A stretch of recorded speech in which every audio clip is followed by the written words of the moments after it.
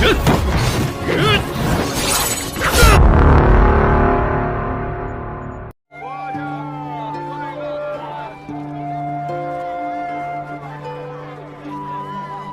berfokus kita diperlihatkan dengan seorang pendekar kelana bernama Jiang Hu. Dia kembali ke kampung halamannya setelah 5 tahun berkelana di dunia persilatan untuk menyampaikan surat dari mendiang sahabatnya bernama Xiu Kui kepada keluarganya. Malam harinya, saat akan menuju kediaman Xiu Kui, Jiang Hu berpapasan dengan sekelompok pendekar dari sekte hantu Qilin. Namun setelah tiba, Jiang Hu terkejut mendapati kediaman Xiu Kui telah habis terbakar dan istrinya tewas. Jiang Hu menduga bahwa pendekar hantu yang telah melakukannya karena Xiu Kui dituduh mengkhianati sekte hantu Qilin. Jiang Hu sempat mendengar suara gadis kecil, yaitu putri Xiu Kui bernama Rong Er, dibawa oleh mereka dalam peti. Jiang Hu pun bergegas mengejarnya.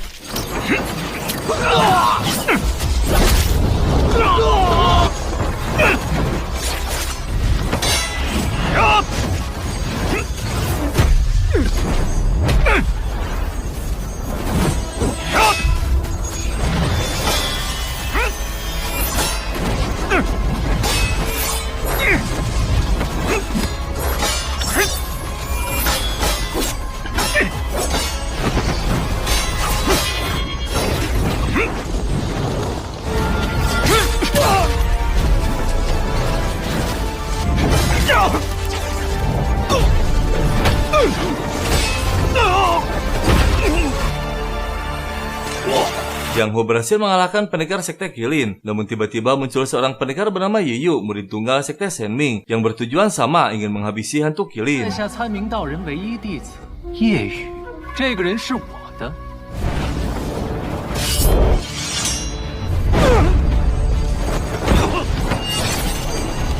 Jiang Hu yang tak sadar menghabisi hantu Qilin, yang membuat Yiyu kecewa kelinci buruannya direbol.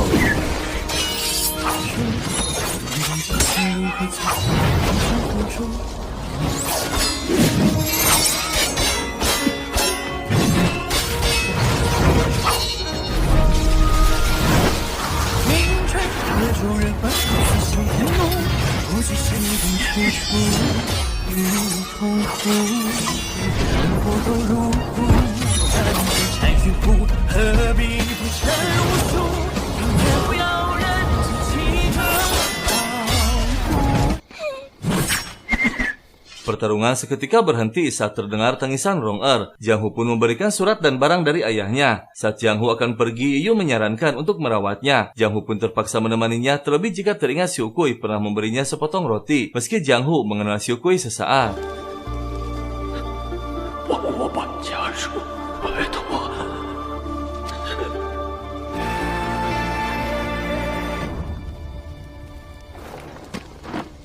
Yiyu melupakan perdebatan yang terjadi sebelumnya. Dia pun mulai berbincang dan menjelaskan tentang sekte hantu Qilin, yaitu sekte terbesar wilayah timur yang melakukan segala kejahatan demi uang dan kekuasaan. Dari mulai penebangan pohon liar hingga penambangan ilegal yang membuat rumah penduduk rata oleh banjir dan longsor.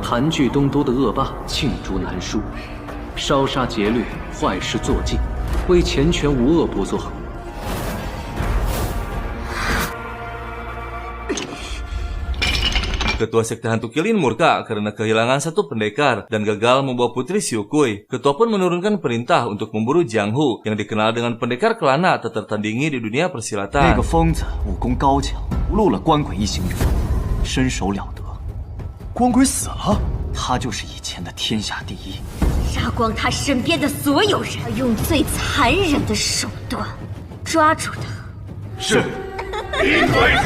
Ternyata Yiyu memiliki dendam kesumbat dengan sekte Qilin dan Jiang Hu kini diburu oleh mereka. Jika sekte Qilin sudah menargetkan, maka tak akan ada yang selamat. Yiyu pun menawarkan kerjasama untuk saling membantu. Keesokan harinya sebelum berpisah dengan Yiyu, mereka sarapan oseng buncis.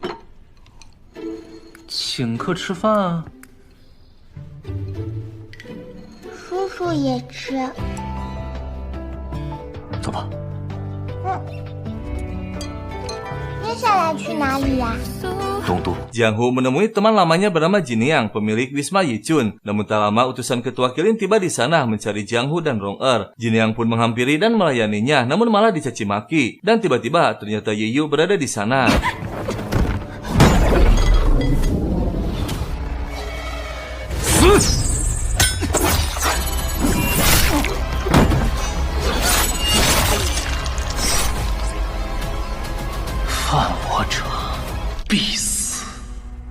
字叫夜雨。娘，如今他已插入仇人的胸膛，当年刺入你心口的那把刀，我又除掉一个杀你的仇人。 Demi keselamatan Rong-er, Jin Yang membawa mereka ke sebuah tempat yang sudah disiapkan sejak lama untuk tempat tinggal Jiang Hu jika kembali. Mereka pun tinggal di sana untuk sementara. 是我们的新家吗？适合咱们居住，也没有人会打扰，雪景特别好。这是西岭雪山，我知道你浪迹江湖惯了，有个落脚地也不错。我不会走。 Malam harinya, Jiang Hu dikejutkan dengan kemunculan Ye Yu kembali. Dia terus mengikuti Jiang Hu yang membuatnya kesal.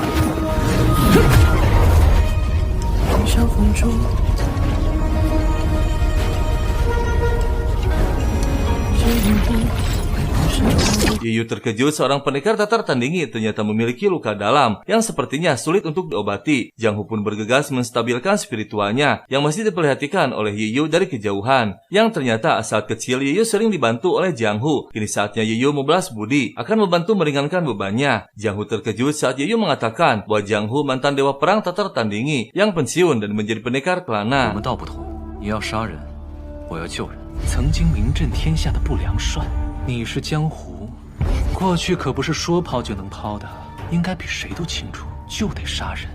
你想就被灵鬼阁盯上的人，我早已不是当年的不良帅，甩不掉的。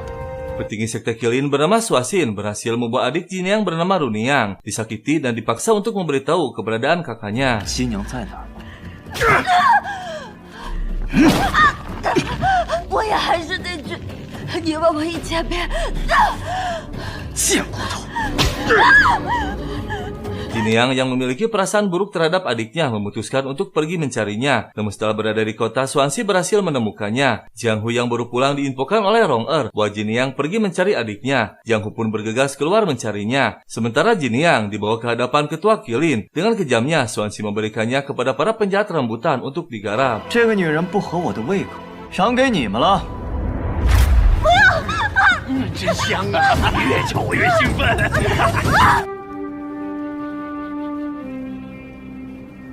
Suasin yang mendapatkan info keberadaan Jiang Hu bergegas mendatangi Wisma Yichun.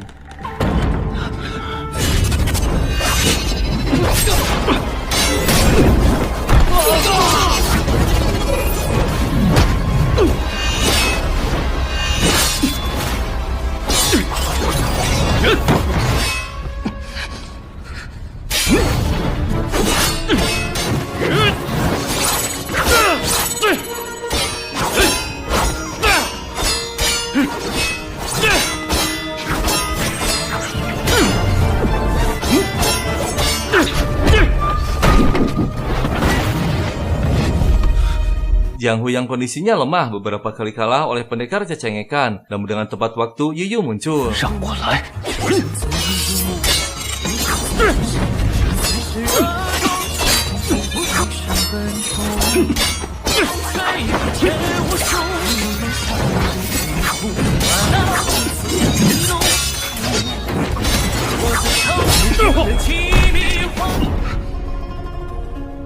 Suasin berhasil melarikan diri. Mereka pun memutuskan untuk kembali karena kondisi Jiang Hu semakin melemah. Ye Yu terkejut ternyata Jiang Hu terkena racun cacinggu yang berkeliaran dalam tubuhnya. Sebelumnya Jiang Hu adalah dewa perang tak tertandingi dengan kesaktian level tertinggi. 究竟是谁在装神弄鬼？给我滚出来！竟然没死！江湖。 城中界中绝户，屠城3人，强攻边关城池，外敌勾结，你出卖他后，满门抄斩。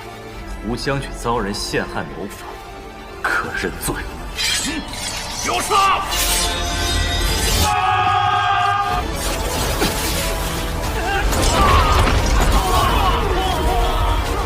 Saat itu Jiang Hu ingin mengundurkan diri dari jabatannya, ingin hidup menjadi orang biasa, bebas berkelana kemanapun pergi. Namun atasannya bernama Jenderal Lu mengatakan harus ditanam cacinggu dalam tubuhnya sesuai dengan peraturan dan perjanjian sebelumnya. Cacing tersebut akan menggerogoti organ dalam setiap mengeluarkan tenaga dalam dan akan menekan sebagian besar kesaktiannya. Tak ada pilihan lain, Jiang Hu pun menyetujuinya. 请辞是你这一身无敌的武功，还请卢大人准我请辞，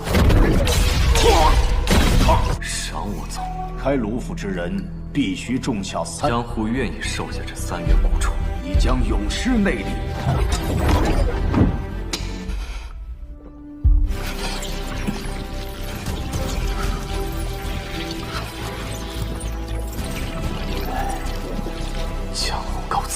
Jiang Hu menghentikan Ye Yu karena akan sia-sia. Dia menugaskan Ye Yu untuk menemui seorang tabib di pasar timur untuk mengambil obat yang dapat menekan cacing kremi. Ye Yu pun bergegas pergi dan tak lama menemukan tabib tersebut. Tabib menjelaskan semuanya dari awal saat Jiang Hu masih menjadi dewa perang. Saat itu terjadi kekacauan ketika Jenderal Hu dipitnah sebagai pengkhianat kerajaan. Hanya ada satu saksi hidup bernama Han Yang yang mengetahui kebenaran tentang Jenderal Hu. Ye Yu sangat terkejut mendengar nama Han Yang yang ternyata dia sendiri yang telah menghabisinya. 胡将军清白的韩阳被杀。韩阳？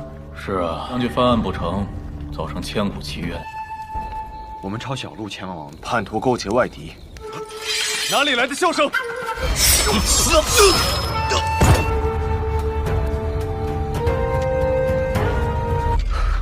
将帅，我为胡将军翻案，无望啊！杨是胡将军冤案的唯一人证。 Ye Yu yang sejak kecil sudah memiliki kesaktian tingkat tinggi melaporkan kepada gurunya bahwa misi menghabisi Han Yang telah selesai. Sang guru pun gembira karena akan menerima hadiah yang besar. Dan sejak saat itu, Jenderal Hu menjadi tersangka atas pengkhianatannya. Dan Ye Yu jadi berpikir mana yang benar dan yang salah. Dan tak lama, tabib pun mendatangi Jiang Hu untuk memeriksanya langsung dan ternyata kondisinya semakin parah. Ye Yu yang telah mengetahui kebenarannya merasa sangat bersalah dan menyesal. Jiang Hu yang menyayangi Ye Yu dari kecil malah dibuat derita olehnya gara-gara menuruti keinginan gurunya menghabisi Han Yang. Ye Yu berjanji akan melindunginya dan mencari cara untuk mengeluarkan cacing kremi. 是他被蛊虫折磨的死去活来，为什么是他命不久矣？为什么明明该死的人是我？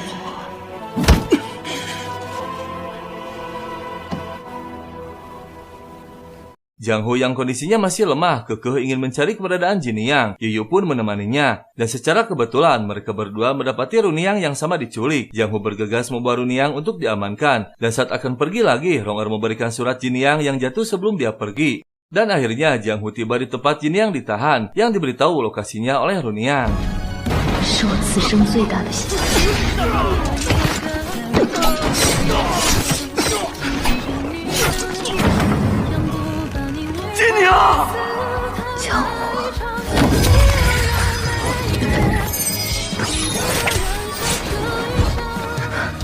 江湖，Jiang Hu akhirnya berhasil menemukan Jin Yang tubuhnya penuh dengan luka. Namun tiba-tiba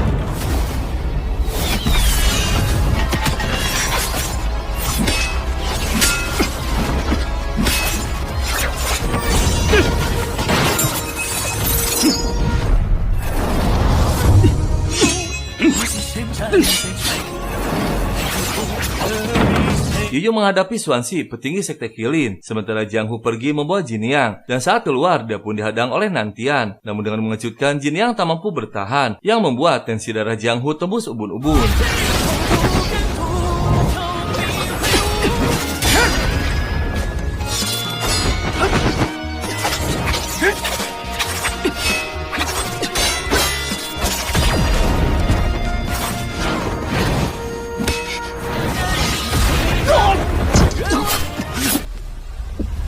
Jiang Hu sangat sedih dan terpukul kehilangan Jin Yang. Begitu juga dengan Xuanxi kehilangan Nantian yang sudah dianggap saudaranya sendiri. Dia pun bangkit dan murka.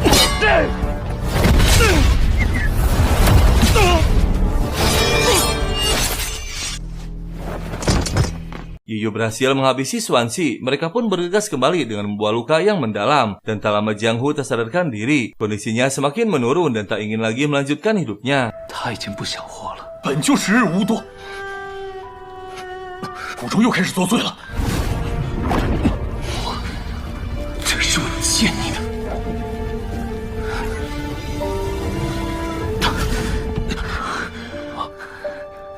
居然可以暂时压制住。 Di depan altar Jin Yang, Jiang Hu berjanji akan meratakan sekte hantu Qilin sampai ke akarnya, meski nyawa taruhannya. Begitu juga dengan ketua Qilin yang kehilangan dua petingginya, sangat marah kepada Jiang Hu. 灵鬼出没，叫喊，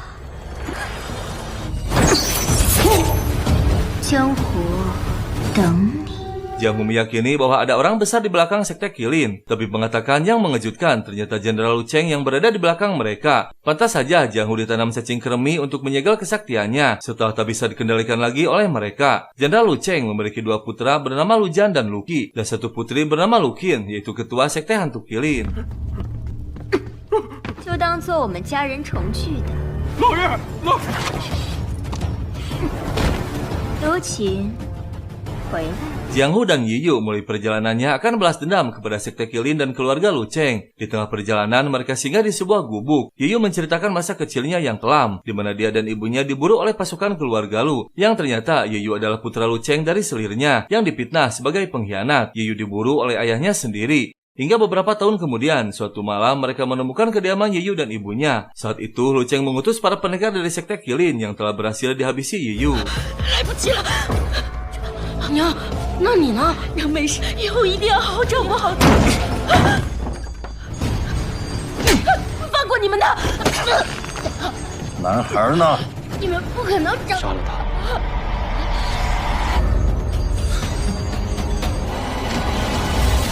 Setelah kematian ibunya, Ye Yu tak sengaja melihat pendekar tua bernama Shen Ming yang kelak akan menjadi gurunya. Sejak saat itu, Ye Yu dilatih dan menjadi murid tunggalnya. 你要做老夫的徒弟，从今天开始，你就是老夫的剃刀。那你得遵守老夫的规矩啊，要替老夫上满100个人。什么条件我都答应。是。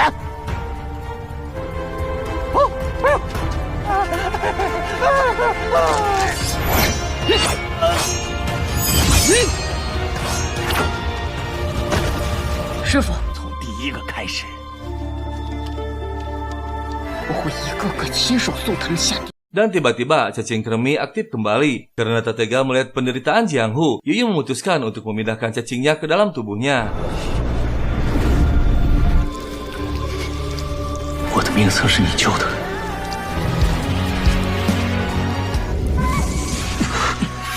Akhirnya cacing kremi kini berpindah ke dalam tubuh Ye Yu. Dan saat akan pergi, tabib muncul menginfokan bahwa Li Jian putra pertama Lu Cheng sudah mendekat akan memburu Ye Yu dan Jiang Hu. Tabib menyarankan untuk tak keluar karena kini kesaktian Ye Yu tak akan maksimal. Namun Ye Yu memutuskan untuk memancing mereka menjauh dari lokasi Jiang Hu.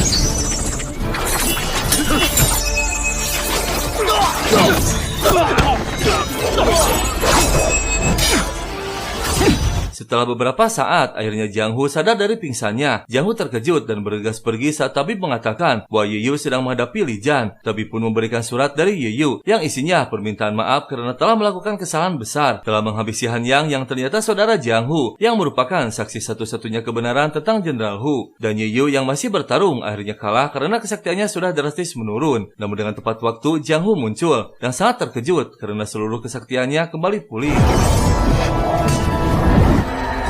恢复了。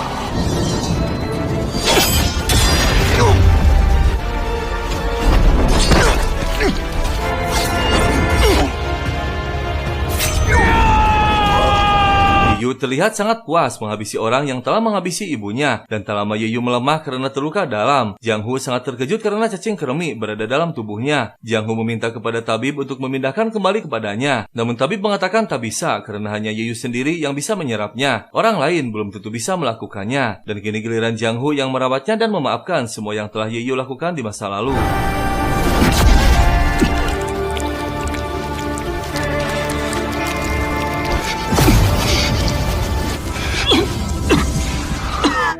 把这条命给你了，我亏欠你太多了，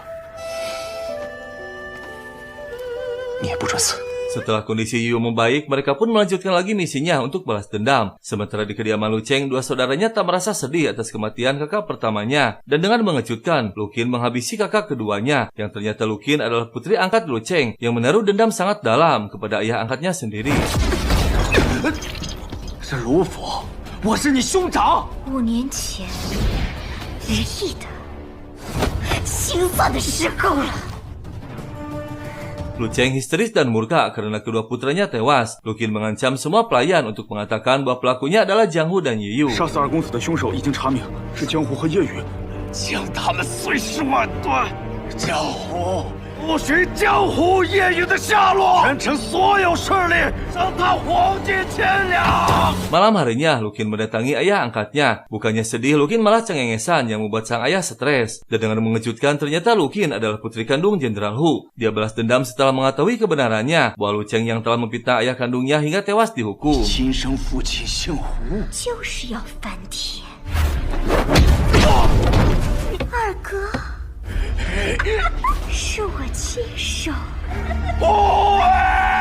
来人！ Dan akhirnya mereka berdua tiba di kediaman Lu Cheng. Jiang Hu akan menghadapi para prajurit, sementara Ye Yu akan menghabisi Lu Cheng dengan tangannya sendiri.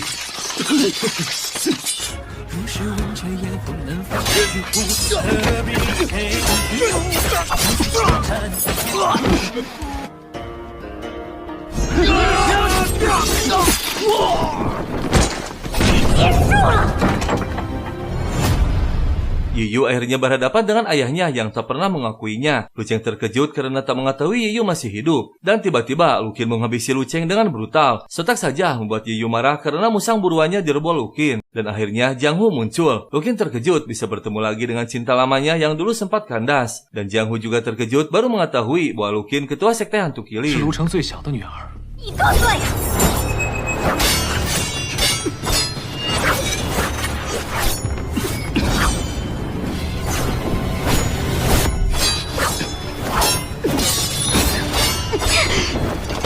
Ketua sekte kilin berhasil dikalahkan. Dia menghasut Jiang Hu untuk menggoyahkan pikirannya. Dulu sebelum Lu Qin menjadi putri angkatnya selalu disakiti oleh kedua putra Lu Chen dan Jiang Hu yang selalu melindunginya. Namun Lu Qin kegeeran padahal Jiang Hu baik kepada semua orang. Dan Jiang Hu terkejut saat Lu Qin mengatakan bahwa dirinya adalah putri kandung Jenderal Hu. Dan tiba-tiba...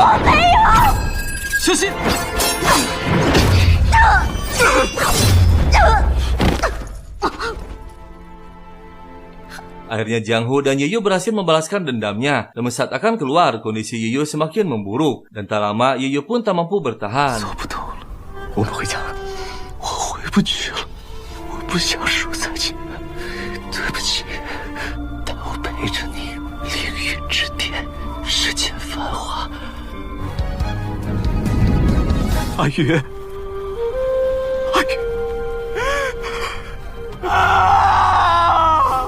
Jiang Hu kembali ke kediamannya. Dia teringat dan terbayang selalu masa-masa kebersamaan. Dan sejak saat itu, Jiang Hu kembali berkelana di dunia persilatan, menegakkan keadilan dan membasmi kejahatan. Jiang Hu tetap menjadi pendekar kelana tak tertandingi. Dan kisah film pun berakhir. 老白，你回来了。